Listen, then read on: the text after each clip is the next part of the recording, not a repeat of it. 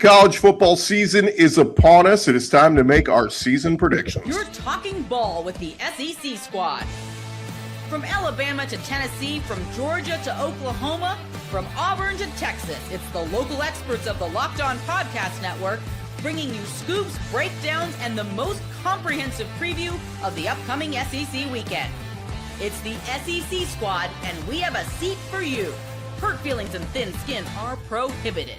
Squad up, you're part of the SEC squad. And what's up, everybody? Welcome to the SEC squad. Sit back, grab your favorite beverage, and join us as we get you ready for another week talking all things SEC. And the season is almost here. We're going to preview the SEC season today. And today's episode is brought to you by Kalshi.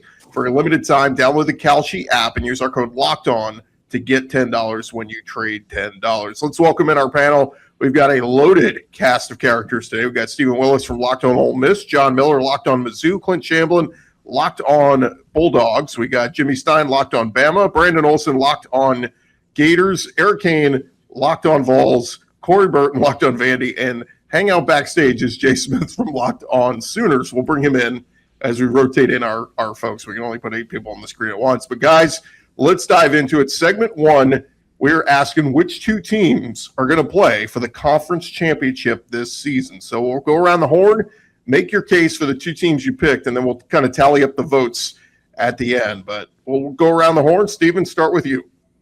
You know, normally I say things off the wall and everything, but I imagine everybody's going to go with Georgia and Texas because they're first in the AP.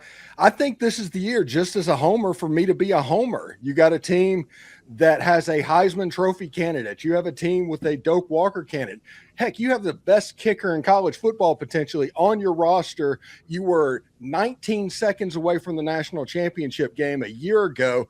Why not go all in? And on the other side, I really respect Brent Venables. Give me Ole Miss and Oklahoma in the SEC championship game.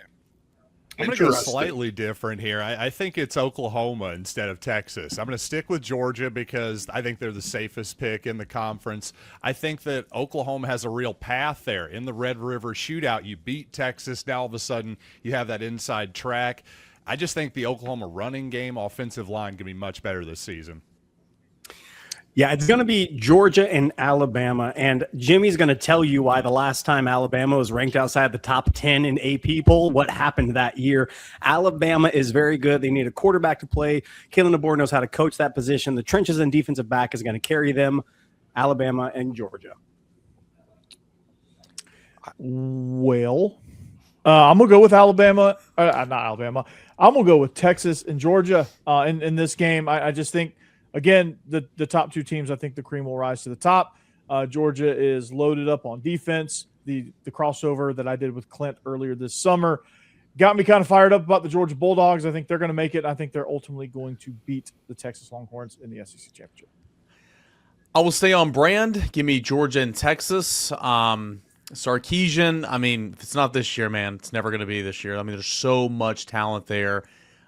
Easily, I won't say easily, but the most talented team in the conference, and I am believing in Texas this year. Maybe I'm drinking that Kool-Aid.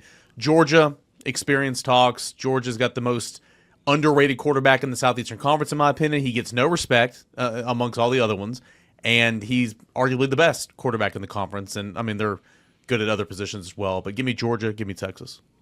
Well, Stephen Willis started by being a homer, and so I think it's only fair that I continue that. I'm kidding. It's going to be Georgia and Texas.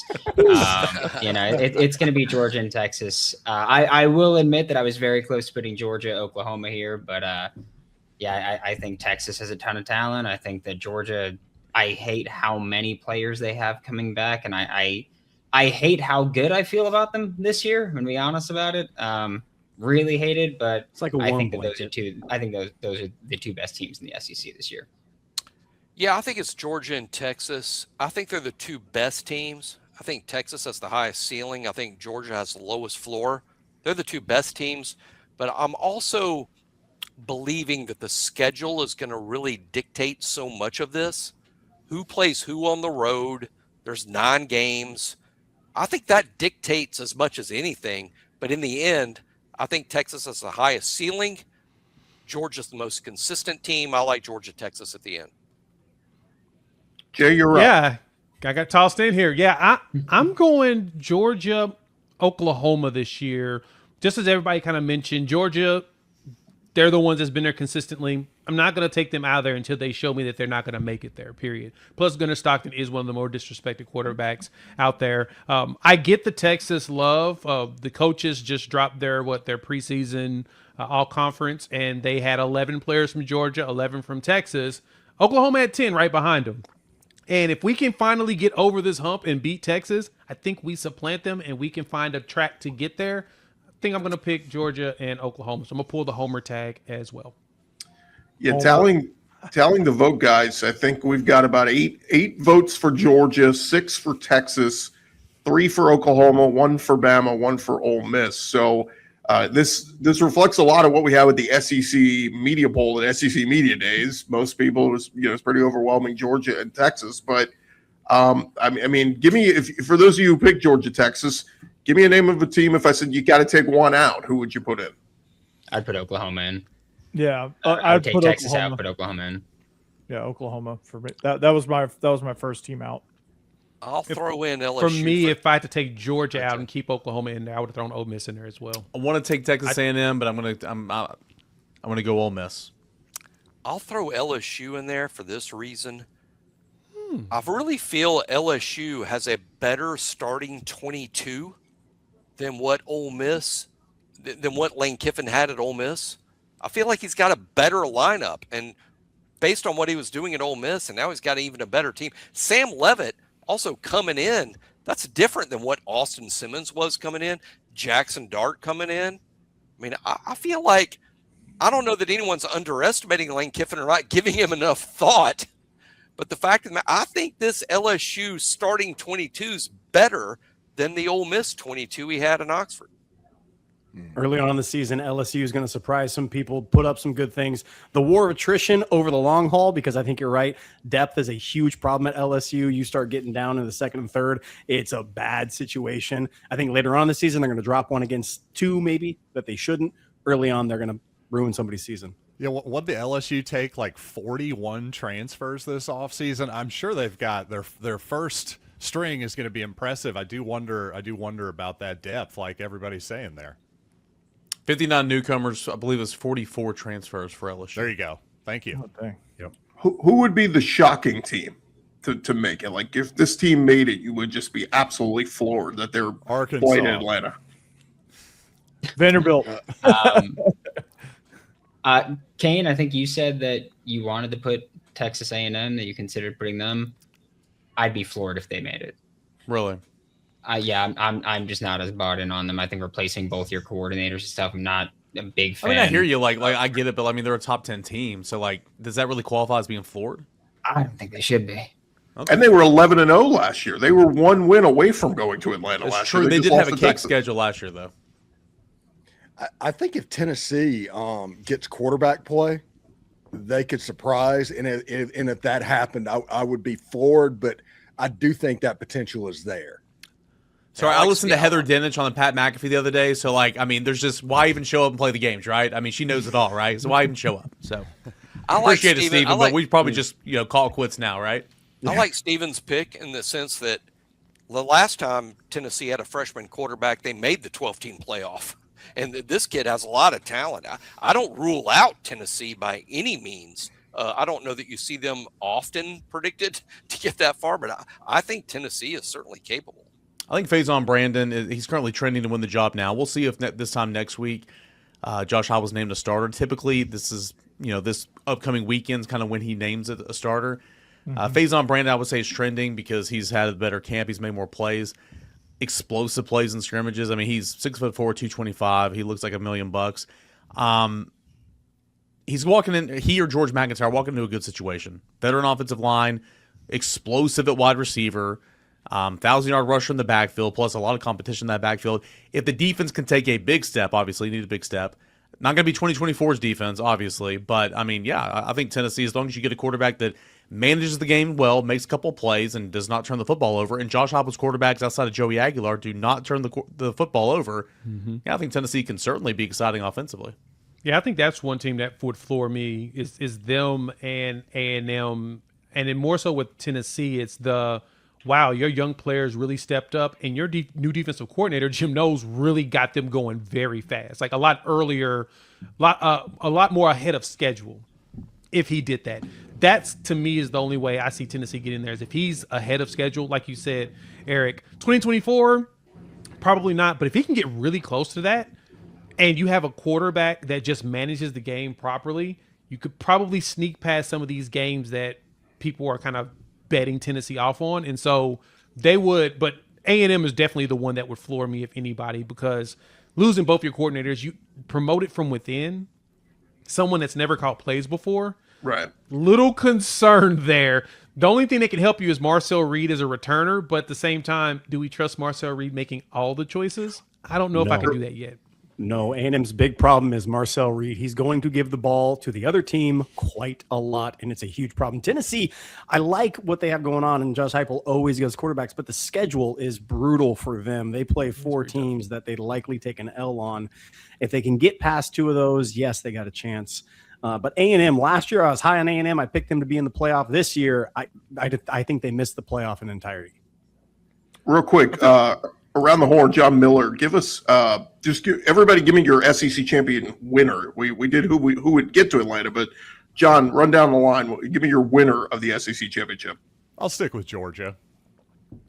Emotional hedging, Bama. Corey? Georgia. Cater? Hook 'em, baby. It's the year. Okay. Steven? Yeah, you don't even need to ask. Ole Miss? All right. Yeah, if you're going to go Homer, go Homer. Okay. Jay? I kind of agree with Steven on that. I was going to do the emotional hedging, but nah, give me Oklahoma. Jimmy? I'll go Texas. Brandon, put yourself back in here for somebody. It's Georgia, unfortunately. Gordon, who you got? That was satisfying. I got Georgia. Yeah, I mean, I want to pick Georgia, but 3 straight years of winning it. Yeah, do it, Somebody's Gordon. got to break through. I think Texas. I'll ride with Arch and Sark. I think they get it done. Do it, Gordy. So just I hate to be the guy defending Georgia. I just got to ask real quick. So Georgia has shown you they can win consistently big games. Texas has shown you they can't, but like this is the year where it's like, yeah, they finally get it done. Like I thought the Generals were due. That's the logic we're tracking. Well, you said Texas can't win big games. What have they done against their 2 biggest rivals, A&M and Oklahoma? They've taken care of them. So, what have they done in the college football playoff? well, That's yeah. the What's everybody done in the playoff? Everybody's lost. Georgia's lost. Last year. Missouri beat Kansas. That was their biggest rival. They should be in the SEC championship and win by that logic. See? Thank you. There you go. His argument was Texas can't win the big game. They've won the big game against I wanted to take A&M. a shot at Mizzou. I'm sorry. All right. Well, I when thought we that was a shot at Kansas. Screw you, Clint. return, guys, we talked about who's getting to Atlanta. Who's making the playoff? It ain't about getting to Atlanta. Who cares? SEC title? Who cares about that? We just want to make the playoff. We'll talk about that coming your way next. Hey, first, guys, before the season even kicks off, everybody's making predictions. Who wins the division? Who makes the playoffs? Who is lifting the trophy at season's end? On Kalshi, America's #1 prediction market platform, you can trade those predictions in a live market. I was looking for a team that might have some value. How about Auburn? Can Auburn win at least 8 games this season? Auburn currently trading at 42%, meaning a $100 trade pays out $239 if they reach 8 wins. On Kalshi, you're trading against peers in a live market, meaning there's no house. And as the probability changes, you can buy in and out of your position, trade the draft pick, the game, and more on Kalshi. Download the Kalshi app and use code LOCKEDON to get $10 when you trade $10. KALSHI, Kalshi. Trade on anything. Must be 18 years or older. Restrictions and eligibility requirements apply. Event contract trading involves risk and may not be suitable for all investors. Kalshi products are not available in all jurisdictions. Prices, values, and available markets may differ from those mentioned. For more info, see kalshi.com/regulatory. SEC squad roll along here, SEC preview edition. And gents, we gave our picks of teams to get to Atlanta and play for the SEC title, but how many teams have a legitimate chance at making the college football playoffs? So we'll go around the horn. What was it? 5 teams from the SEC made it last year. John Miller, how many from the SEC make it this year? Well, I believe I said 5 last year and was poo-pooed roundly in this particular forum. So honestly, I think I'm going to stick with 5 again, because even though that does seem like a lot, let's not forget the ACC and the Big 12. The rest of the guys were so terrible, we had to get a second, group of 5 team in there. So I think the SEC really has in a weird way has a better chance to get 5 this year, in sort of an obvious way, I suppose.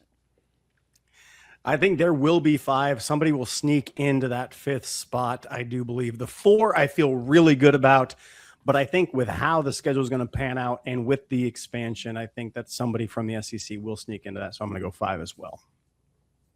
Yeah, until there's not 5, I think I'm predicting there's going to be 5. I think you'll have your 4 that I feel like will be there just about every year.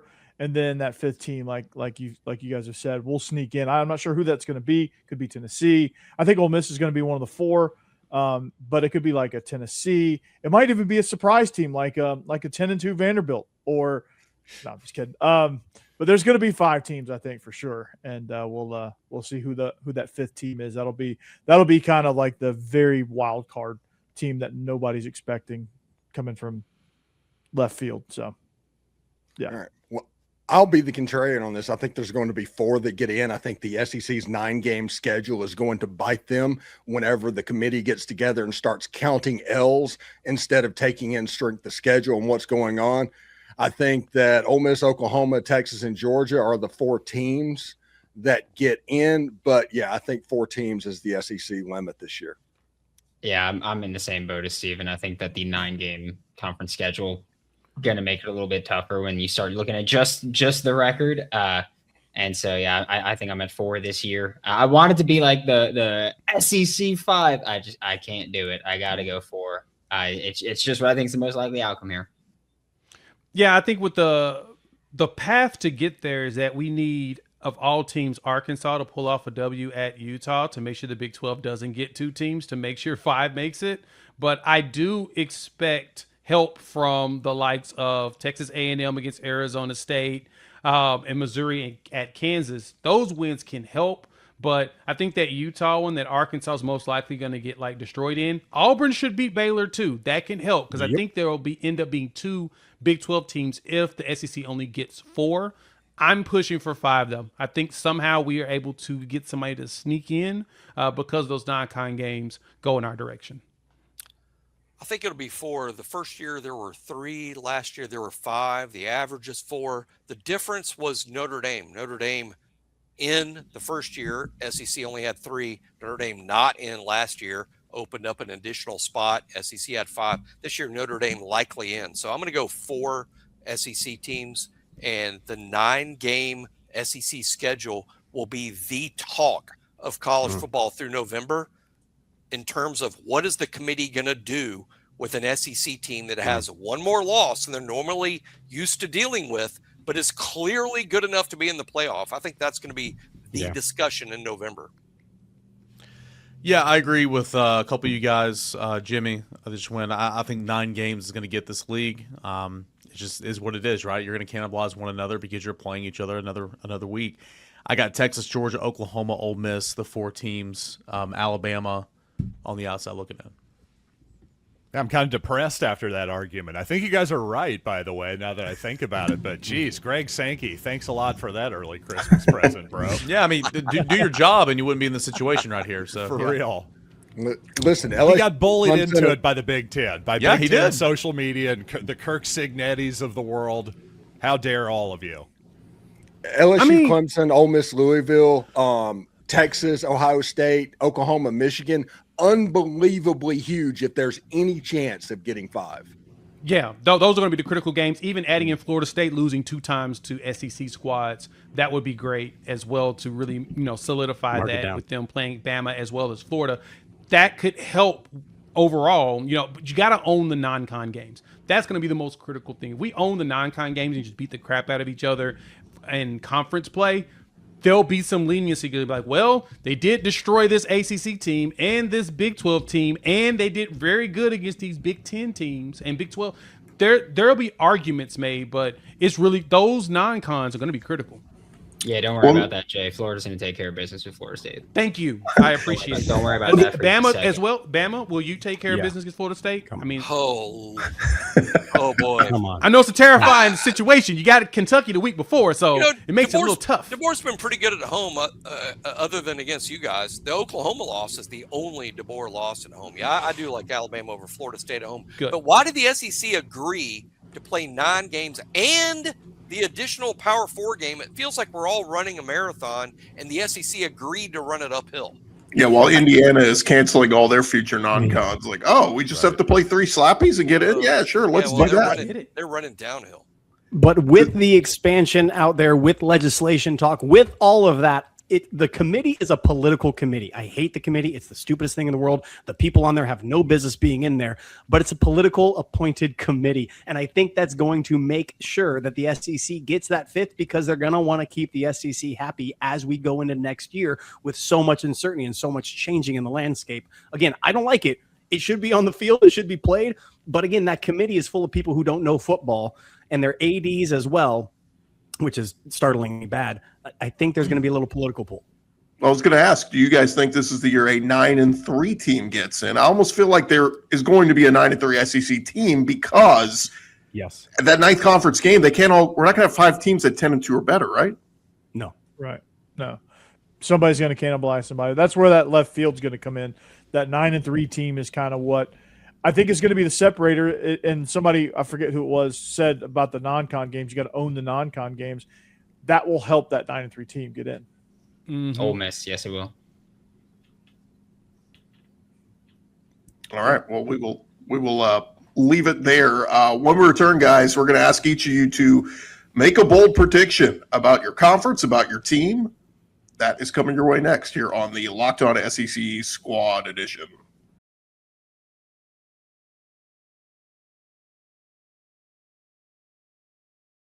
Grab the reins. Love it. Corey, we'll start with you. Yeah. So bold prediction. For Vanderbilt, I think they're going to hit their ceiling. A lot of people are saying Vandy's going to go back to being that 3-9, 4-8 type team. I think they're going to hit their ceiling. They're going to win about 8 games or so. That's my bold prediction. And I think Jared Curtis is going to have a really, really nice football season. I don't know if that's bold, but Jay, you're up next.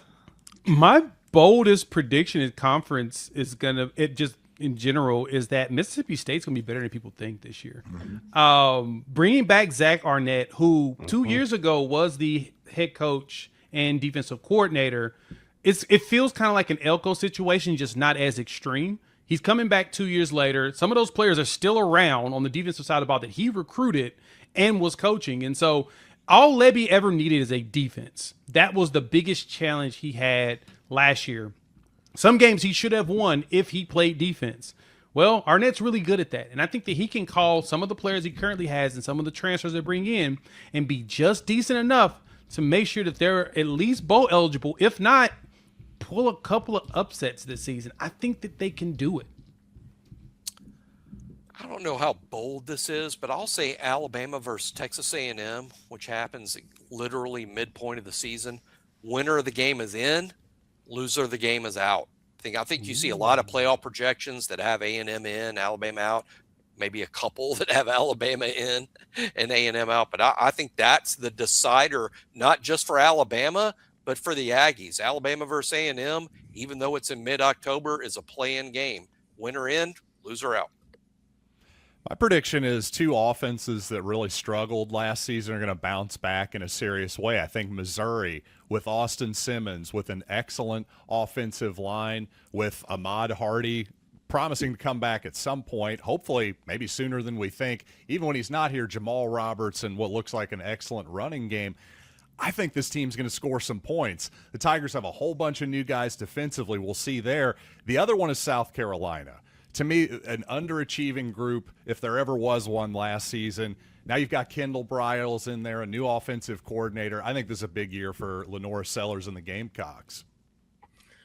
Yeah, one thing's interesting is I think with all the noise that's going to be said about Ole Miss and LSU and how everybody's focused on that game, I think the game of the season for Ole Miss is Ole Miss at Texas. That is the biggest game of the year for Ole Miss. And I do think Jonte Cook going back to Austin, he has a chance to put up an Elijah Moore type season from the slot position. The rumor is he hasn't lost a one-on-one this fall camp and is really locked in at this point. I'm pretty excited about that. And I agree on the South Carolina thing, by the way. Lenore Sellers was built in a lab for that offense. I heard that Trinidad Chambliss might win the quarterback competition there at Ole Miss. It's touch and go. Yeah. Georgia's going to have the best defense in the SEC, and in a 3-game stretch against Arkansas, Oklahoma, and Vanderbilt, they're not going to give up more than 21 points in those 3 games combined. The defense is woefully underappreciated by the national media. People are saying there's a good floor to them, but they don't realize how good this linebacker room is and how much improved Elijah Griffin's going to be from year 1 to year 2. The trenches are full effect for Georgia. We're getting back to what it was in 21 and 22, elite defense, run the ball, take shots downfield. That's Georgia's blueprint. Those 3 games are going to lead Georgia to one of the best defenses in the entire nation. The Florida Gators are going to beat either Ole Miss or Oklahoma this year. And I don't think Florida's going to be an amazing team, but I think they're going to win one of those games every year. It seems Florida just wins a game where everyone goes into it going, they're not going to win. It's at home. And they pull it off. You could do it under Billy Napier. I'm going to believe that you could do it under John Summerall when you have like actual competent coaching now. I think that's an important part of it. So Ole Miss, Oklahoma, one of you guys, you're on the clock. Hey, blue lids at Florida. I like them. It's good luck. I mean, if they lose, I hate them. That's my rule. For Tennessee, Yeah, I did a show on this a couple of days ago. Hot take, bold take, whatever you want to call it. Pick your favorite, right? I got 3 of them, okay? I'm not saying they're all 3 going to hit, but 3 that I like. Tennessee enters the bye week, which is Halloween weekend, the last Saturday in October 31st, with a 7-1 record. That only loss coming to Texas at home September 26th. So in the college football playoff conversation, entering the month of November with 2 really tough games left on that schedule there. Braylon Staley leads the SEC in receptions. He finished 2nd last year with 68. Okay, those are the only 2 I have. So whichever one you guys like the best, those are my bold predictions. As far as conference, I'm on the South Carolina train as well. I don't know,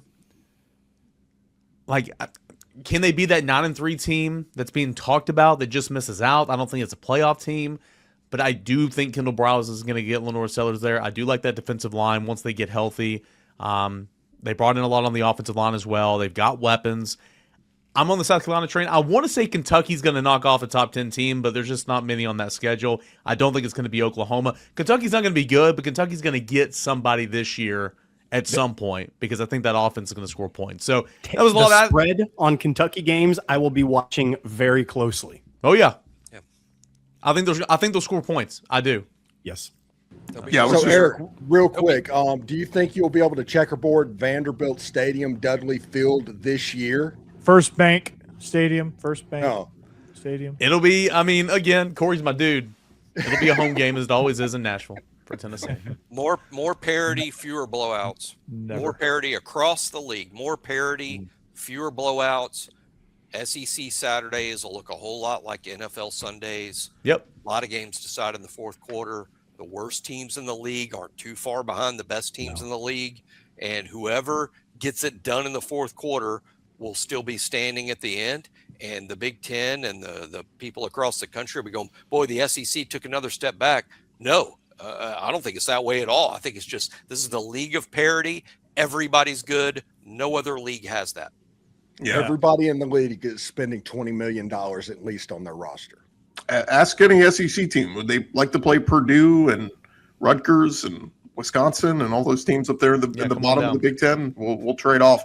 Real quick, because I do want to mention some of the teams that aren't represented here. Zach Blackerby couldn't join us, so anybody got a bold prediction on Auburn? I think Auburn's way better this year. What say you guys? I think this might be the year when they're not celebrating a Birmingham Bowl runner-up. So I think that's good for the Tigers. Yeah, Just wanted to make sure I knew what year it was. It's not 2020 or 2021 or 2022 or 2020. This is what we do every year, people. What are we doing? Auburn's Auburn. They're trash. No. Seconded. I think they have a 6-6, 7-5 year, which doesn't sound great, but it's better than what's been going on there. I was going to say, I feel like that's such a not bold prediction to say that they're going to be better. I don't think that's a bold. That is a very fair point. I think Golish bringing his quarterback with him and having experience coaching in the SEC because he's coming from Tennessee, and then keeping DJ Durkin, who did a really good job on the defensive side for Auburn. The problem was their offense, and Hugh Freeze just being an idiot, a complete idiot with the way that he ran things, having 4 different coaches call plays on each down, a new coach per down.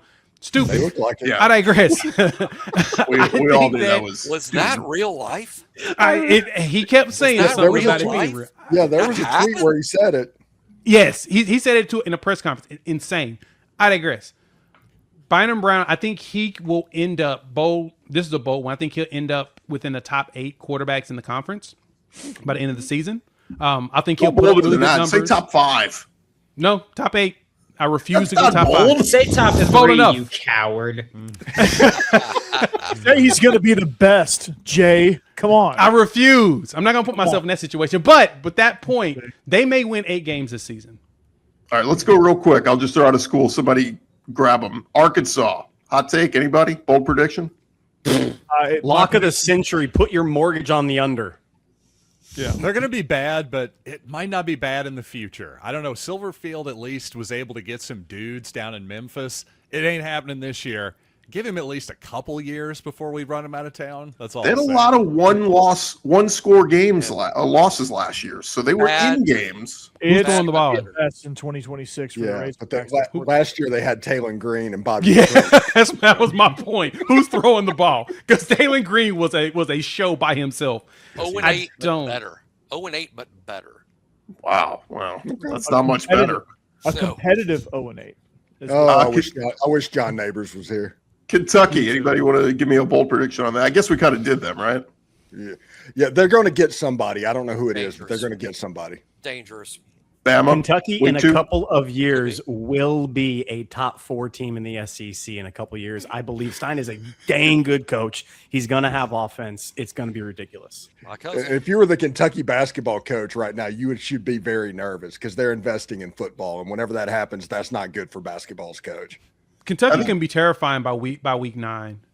I think once they start gelling, week 9 they're going to be horrifying at the end of the season. They're going to be an end of season problem last year. It's going to take them losing to Vanderbilt to be to kind of gel, but that's going to happen. How good If they lose Kenny Minchie, though, it's over. The season's done. I'm glad you mentioned Kenny Minchie because I'm just not bought in at all.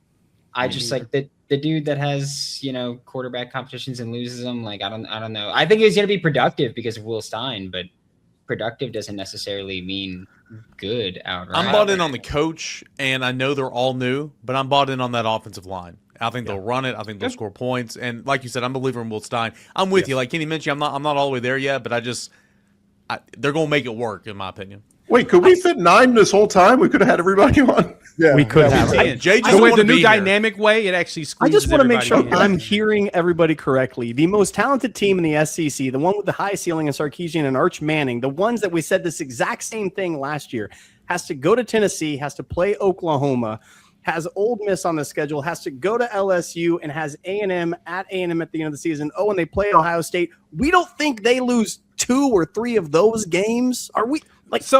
And their left tackle hurt. So Clint, I the think favor the everybody SEC had to do for Texas in preparation for this was they gave them 3 straight SEC games at home. They're the only team on the schedule that gets that. So that's kind of a thing to try to help. Like, hey, we need Against to be at home for Florida 3 and straight Mississippi games. State and Ole Miss in the middle of it, their biggest. My bold take is Texas loses 3 games, and they're the one that we're talking about trying to get into the playoff. Like they're losing. I think they'll beat Ohio State, but I think the rest of the I don't schedule. think they beat Ohio State. With their Okay, fine, schedule even 9 more and to the 3, point. they should be in. They should. agree Can with Tennessee that. pull it off? And I agree. Jimmy, There's- I think you're exactly right. That's why I have 5 SEC teams because a 9-3 Texas should be in the playoff. I can't stand Texas, but that team should be in the playoff at 9-3. Yeah, that's All really right, good. hey, real quick. If they lose to Ohio State and Oklahoma, that could be an A-bomb in Austin. Real quick, John Neighbors couldn't be here. Matt Moscota couldn't be here. Chris Marler, we offered. None of them could be here. Brad Kellner could not be here. He's on an Alaskan cruise. but he sent us his bold prediction, so let's see it. DK here with Locked On Longhorns. My bold prediction for the Texas Longhorns in 2026. I think Arch Manning will break Colt McCoy's single-season passing yards record. McCoy threw for 3,859 yards back in 2008. I think Arch Manning breaks that record easily. I expect the Longhorns to be playing a few postseason games, which will definitely help him get there. But it won't be Cam Coleman leading Texas in receiving. I think Ryan Wingo will lead the Longhorns in receiving yards in 2026. How about that from an Alaskan cruise? Shout out Brad Kellner. That's pretty awesome. I wonder how long that took to send. I know. No, what was the upload on that bad boy? Better Wi-Fi than you. I know that whole time I was gone, I was uploading that short video. So Where were he had the to orders? he had to give that to somebody who was in the Iditarod and It's to like get a that four- thing there for sure. Yeah, it was like a 4-day process to get that down absolutely. onto the show. So, all right, real good quick, job. guys. 4 more teams. Just want to anybody grab them, whoever you want. Mississippi State. Give me a bold prediction. They're getting somebody. They'll beat They're somebody. absolutely getting somebody. They're winning a road game. They're gonna beat 2 out of these 5. They're gonna beat out of Minnesota, South Carolina, LSU, Texas, and Ole Miss. 2 of those 5 are gonna lose to them. South Carolina's one of them. They'll beat Minnesota's the other. And Or LSU? Minnesota is a must-win for Mississippi State and Jeff Yeah. Lovie. Period. All the non-cons are must-wins for the SEC teams. South Carolina. I know we kind of mentioned them, but bold take for them. Shane They Beamer will will have a be new out of a coach by the job end of by the season. week 9. Did we just say the same thing, Brandon? Yep. Yes, we did. Yes. I love it. Yes, we did. We just become best friends. No, we did found not. out. We No, found we out this did not. week. They've been best friends for a long time. Jakarius Peak and Dylan Stewart not going to be ready for the start of the season. So Yeah. Good, Not a- not not good a good enough. thing. Not South great. Carolina, good, but not good enough. LSU bold take anyone? Playoffs for me. I'm a believer in Lane. Lane They missed the Kiffin has playoffs. never had a winning season as a first-year head coach for a team in the SEC. I say they go Just saying. 9-3. I say they go 9-3, but don't get in the playoff. So yeah, I agree with that. Yeah, I I'm think with- I think they're good. I think they're out though. But if they're 9-3, they probably have a bunch of top 25 wins. So their resume will be better We than already Indiana. established Texas is No, we're 9-3 talking getting about- in, Gordy. All right. Yeah, all they do is count losses on the committee. That's all they do. If they count it like strength of schedule and everything else, Vanderbilt would have made the playoffs last year. But given what happened last year, wouldn't this committee go, we need Lane Kiffin in, we need these personalities in over some crappy team from the ACC? No, Well- because it's being run by people from the Big 12 and the Big 10 and the ACC, and they want as little SEC representation as possible. And there could easily be game. 3 or 4 9-3 teams in the SEC as well. So you could be comparing SEC to SEC. Then the Kiffin advantage is less Yeah. so. And like Steven just said, like it doesn't matter if you lose; it matters when you lose. And they play Texas in November. That's gonna be a late loss. They're going to Yeah, go. I think They're going to part start of the it is- season 8-0, and then they're going to come up with 3 losses in the last 4 games. If they have, 3 losses and they're all top 25, right now they have 5 top 25 teams on their schedule. If you go 9-3, you're not winning a bunch of top 25 games. You're going 2-3 in them. Yeah. Yeah. I think Texas has how many top 25? I think 7 on their schedule right now. But again, teams shift as it goes along. Like Mizzou Yeah, may of not be a course. top 25 team by the time they get there. So last team, guys, A&M. Give me a bold prediction for them. They missed the playoff. I think that the most likely AP top 10 team to Penn Be State. unranked. Mm-hmm. Yeah, I think they're the one that ends up being unranked at the end of the season. Yeah, and it's going to be like when an we did the upset that squad makes no show. sense. Citadel knocks them off. Is it strange to say something like Marcel Reed is the reason they make the playoffs, or Marcel Reed is the reason they don't make the playoff? No, I get That's it. pretty No, consistent. I understand that. That's That's great. what we all think. All right, guys. Last thing before we wrap up here, it's our prediction show. So, Corey, start us off. Give us your national champion. My national champion. Okay. I'm going to go with the Georgia Bulldogs. They're going to get it done. SEC. Wow. Natty. Let's get it. I like it. About time. Jimmy? Oh, gosh. I'm going to infuriate everyone here like you are all my wives. Oregon. Plural? Honey, The what Ohio was State that? University. I hate to say it. Missouri beat them in the Cotton Babe, Bowl. I we don't know did what not to tell you. discuss I'm going this. Ohio State. Yeah, John sorry, Miller. Jimmy. I didn't realize you were with BYU now all of a sudden. John Miller went Ohio State. Ohio State, yep. Steven? Homer, let's do it. Oh, no. Let's go all the Oh, way. good Let's Lord. go all the way. Here Let's we go all the way. Seriously. Jay, you better do it now. So Georgia loses to. I guess since I picked Texas to win the SEC championship, but I'm not going to have them win the national. I'm going to have Georgia come back. They lose that game, then come back, they win the whole thing. Wow. Okay. Okay. John Miller called me out, so I got to go say Oklahoma now. Yeah. Go ahead. Wow. Peer pressure Okay. I gotta be a works, homer. people. That's the I'm a lesson of this tear. episode. Homer John, peer is pressure. life. Y'all just don't know. He has a gun behind me right now, and he told me if I didn't do it, he's gonna blow my. Yeah. That's absolutely accurate. Brandon? Darn it. Ohio State. I'm not doing the Georgia friendliness again. I'm going Ohio State for this one. I gave them enough grace here. From this moment on, it's FU. Sorry. You know what? I respect that in totality. I'm going to do the same after I make this statement. The cocktail party is going to be a one-score game in the fourth quarter, and it's going to come down to a field goal kick. I hate that game so much this year. Florida's a freaking snake. I can't stand them. It's going to be a tough game. Now it begins. I hate your guts as well. Okay, it's going to be Georgia. Ohio State has no shot. No number one team's going to go wire to wire. And I would like to say that Kirby Smart ends Ole Miss's season, but they'll be unranked when Ole Miss plays Georgia this year. Let me give you guys this stat real quick. Of the last 21 years, the team who started preseason AP number one has only went on to win the national championship once. That was 2017 Alabama. 15 of those times, the majority of the time, it was a team that was ranked 2, 3, 4, or 5. We got Georgia and Texas there. We got Oregon and Notre Dame there. One of those four is going to win the national championship. As much as I want to go with Texas, I'm rolling with the Georgia Bulldogs. Kirby gets his third.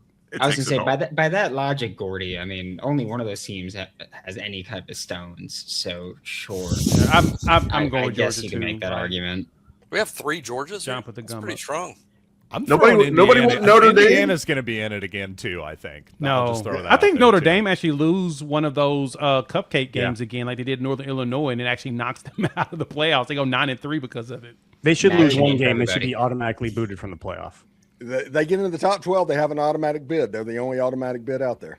If Indiana plays for a national championship again this year, I will do the squad show that week dressed as a clown because there's no way. There's Kurt no Signetti, way. Why? you were I do lightning in every a, show dressed like that. That's so. absurd. There's no way. lightning in a bottle, John. All their pros. I just saw Fernando Mendoza at practice the other day. They're all in the NFL. It's not I going don't to know, happen. man. That but- offensive and defensive line, those receivers still look pretty good to me. Josh Hoover, I think, is a pretty good fit. I'm not saying he's I do not Mendoza. like Josh Hoover. Kirk Signetti's still there. I think as long as he's there, they're a contender. And elite coordinators both back. There you How go. many of their 22 starters were 4-star or 5-star prospects out of high school? About 0. Not many. Even now, to Right. say nothing of last year, even now, I don't care. they're a crazy outlier in that way. They are. Well, they got them in their prime, so that's Yeah, good. 20, 28 29 years. years old. That's right. Yeah. It's a 3 basketball school. Basketball Yeah. school. Not anymore. By, Not by the way, anymore. you guys, have you seen their basketball lately? It hasn't been so hot. No, it Yeah. has not. if my prediction that I made, my homer just joking or doing all that comes true, everybody, we need to sell tickets for the squad show because I'm going to make a fool out of myself that night. Well, Yeah. you so do. get ready. Some would argue you do it every week, I was Stephen. gonna say, what's the Hey. difference in Hey, that's tonight what I'm and here that for, but not the Ole Miss fans, and that's what matters. Yeah. All right, Jets, we are ready to kick off the season. Appreciate you guys for joining us. Appreciate you guys for watching and listening and subscribing. Remember to follow and subscribe to your favorite SEC school. We will be covering your favorite team each and every day throughout the season. Don't forget, I'll have you covered on the entire conference every day with Locked On SEC. We are a part of the Locked On Podcast Network, covering your team every day. Have a great week, everybody. Football is almost here. Yay. So close. Yeah.